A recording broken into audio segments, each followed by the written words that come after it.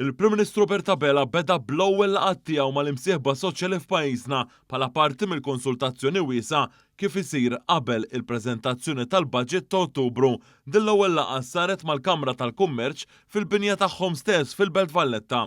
Waqt li tkellem dwar il-Baġit u kif dan jirrifletti l-implementazzjoni tal-programm ta' ħidma tal-Gvern, il-Prim Ministru irrimarka li jkun żball jekk wieħed jaqafhem. Għalhekk mad-delegazzjoni tal-Kamra tal-Kummerċ ħabbar ukoll kif bħalissa għaddejja analiżi dwar l-effettività u l-operat ta' skemi ta' għajnuna li tagħti il-Malta Enterprise. Din ukoll qed tħares lejn x'qiegħed isir f'pajjiżi kompetituri ta' pajjiżna. Dr. Abela sostna lil pass li jmiss u li l-Gvern jiltaqa' mal-imsieħba soċjali fl-MCSD biex tanalizza tali peer review. F'din il-laqa ma' Kamra tal-Kummerċ il-Prim Ministru qal li llum il-ġurnata il-prioritajiet ta' pajjiżna inbidlu.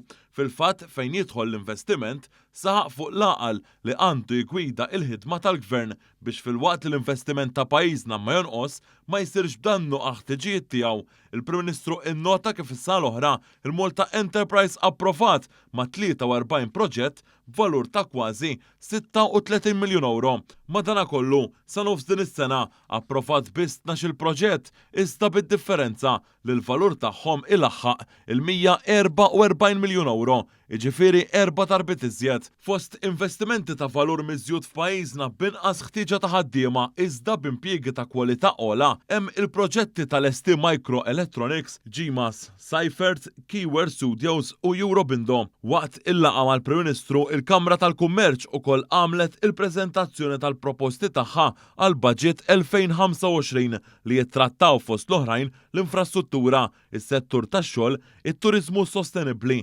l-ippjanar, l-indafa u rinnovabbli.